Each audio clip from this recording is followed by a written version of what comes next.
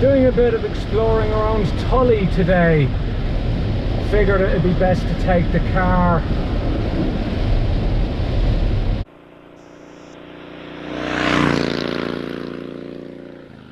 Tully is often called Australia's wettest town. However, that's actually not true. It's not the wettest town in Australia. That honour goes to Babinda, about 80 kilometres or so north of here. What Tully does hold is the record for the highest total rainfall in 1 year. That happened in 1950. That year, a total of 7,900 millimetres of rain fell. And they have a rather quirky monument to said event just up the road here. And this is her, the giant gumboot of Tully. 7.9 metres tall, or exactly the same height as the amount of rain that fell that year.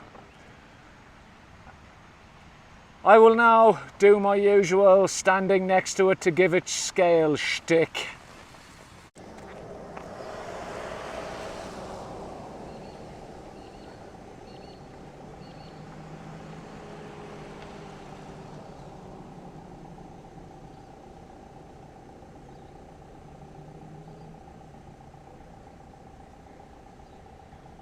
So yeah, I think we can all agree that's a lot of rain.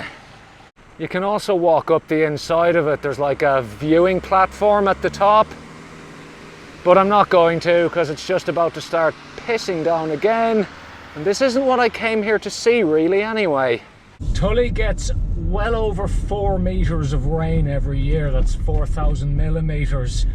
So it is definitely one of the wettest places in Australia, even if it doesn't have the absolute record. So yeah, if you're ever coming here, expect to get a little damp. We're almost at the middle of May here, and we're getting an uncharacteristically late wet season this year.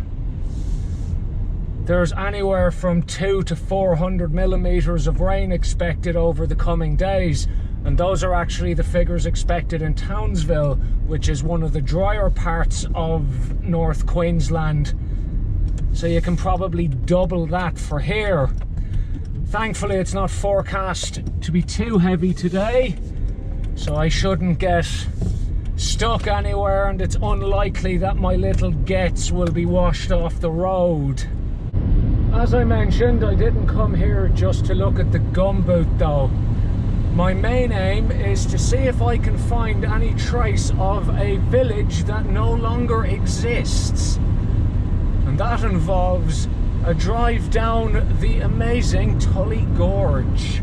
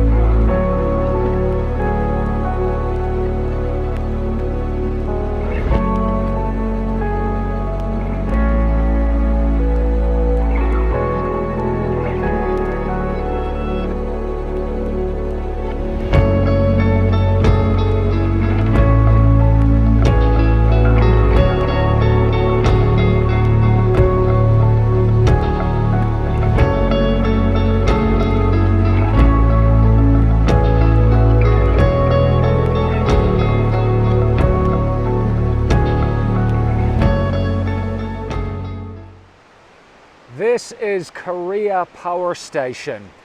It's right at the end of the road through Tully Gorge, and it was built in the 1950s, ultimately opening in 1957. There is a big dam off over the other side of those mountains called Coomba Dam. I think that's what it's called. I'll put the actual name on screen, and I'm almost certainly murdering the pronunciation. The water gets trapped at that dam, gets sent through here, and boom, electricity is made. I'm sure you all know how power stations work. The thing that fascinates me most about this though is that they built a town a few kilometers further down the road just to house all the workers from here. I have been trying to find it for quite a while, but upon doing a bit of research into the subject, it seems that it no longer exists. The town itself was named Cardstone, and even finding the exact location of it is proving difficult, because in 1990 they basically dug the whole thing up and got rid of it entirely. The village of Cardstone was built alongside the hydroelectric plant in the early 1950s, and it had everything that you'd expect any little village to have. A post office, a school, and it had something like 29 homes and a single men's quarters. As mentioned, it was solely for the purpose of providing housing for the people working in the hydroelectric station. However, in 1990, the hydroelectric station became fully automated and controlled out of Townsville. As such, the number of people working there was greatly reduced, and as such, there was no need for Cardstone anymore. So what they did is they took all the houses up, they loaded them onto trucks, sold them, and all of the people living there were relocated into Tully, about 40 kilometers to the east. Physical evidence for the existence of the village these days is very thin on the ground. It's not marked on any maps. The area that's marked as Cardstone is about 15 kilometers further out the road, and it appears to be a banana farm. According to what I have read, Cardstone was located 4 or 5 kilometers down along the Tully River from the power station. And when they got rid of all the houses, they replanted a whole load of native vegetation, and as such, any remnants of the town, even slabs from the old buildings and everything, is basically impossible to find. There is a weir a few kilometers down the road here called Cardstone Weir, which is about 5 kilometers out from the power station. So I'm going to pull in there and see if I can find any evidence of it. Apparently the weir is down here, which means I have to go down a fairly steep incline in wet conditions while wearing plastic Birkenstocks. So this is probably not going to go very well for me, but I can definitely hear a weir down here, and now I can see a weir down here.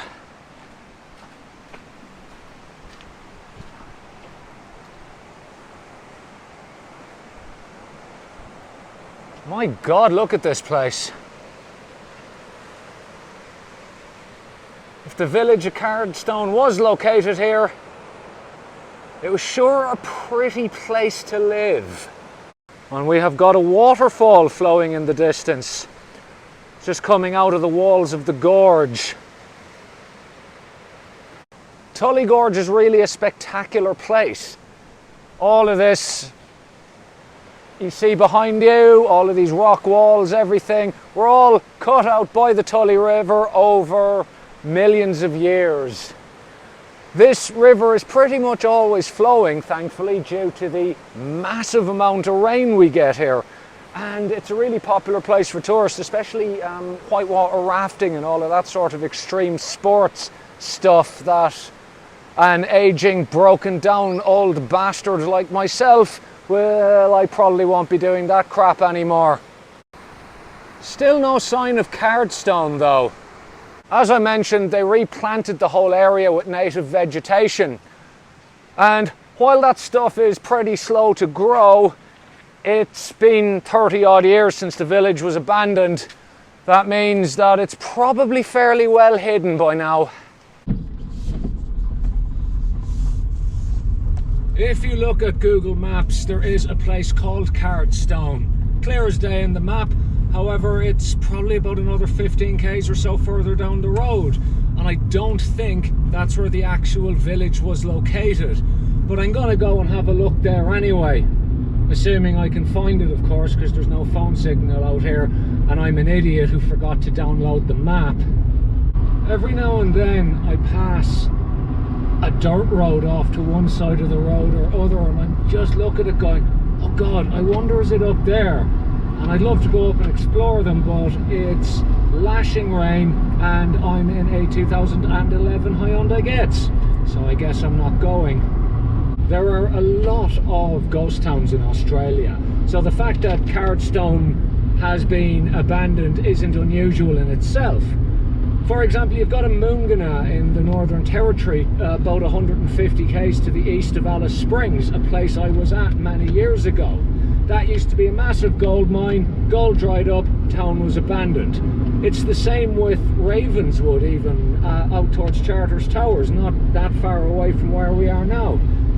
People still live there, it's still a functioning town, but it is tiny compared to what it was back in the late 19th century when it was a fairly major gold mine. And those places still have things you can see, still have places you can visit, and they still, I suppose, have reminders of the past and what happened in those places. What I find unusual about Cardstone is that any record that had ever even existed has been almost completely eviscerated. There is no sign of it whatsoever, and I find that very bizarre. And it would be very bizarre if you lived there or grew up there and now there's nothing left. I find that really, really strange. According to Google Maps, I am now in Cardstone, and all I have is jungle on that side and banana plants on that side. And all of the sources I saw that gave the coordinates for the location of Cardstone just says here, which I don't think are the actual coordinates of the location, which makes things a bit tricky. Anyway, once the squall dies off, I'm going to see if I can get my drone up and find any evidence of the place that used to be known as Cardstone.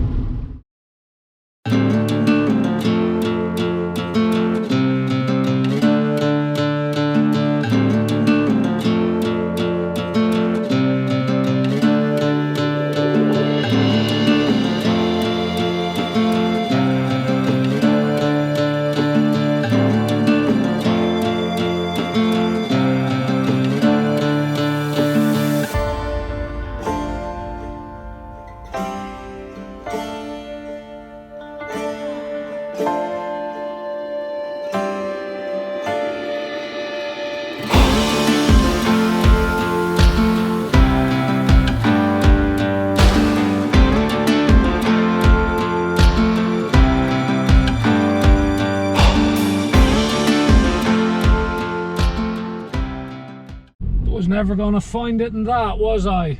Anything coming? No. So I have been unsuccessful in my mission to find the town that no longer exists, which is a little disappointing. Just approaching Tully again now, and on the left hand side is the Tully, God, I think they don't know the exact name of it, but it's where they train Australian military personnel in specialised jungle warfare.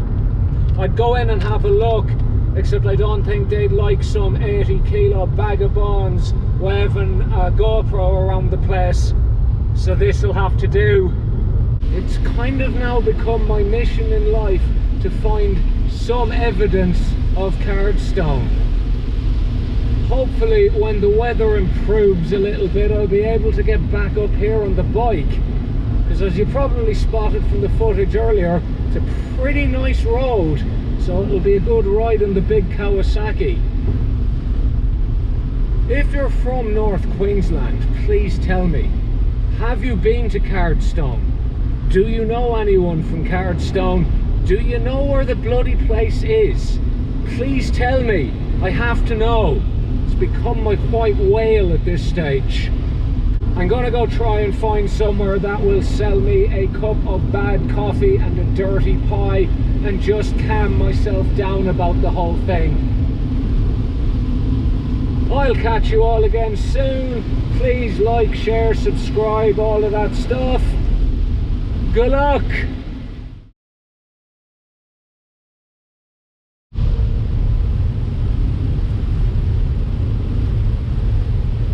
I think we can all agree that not taking the bike was the correct choice.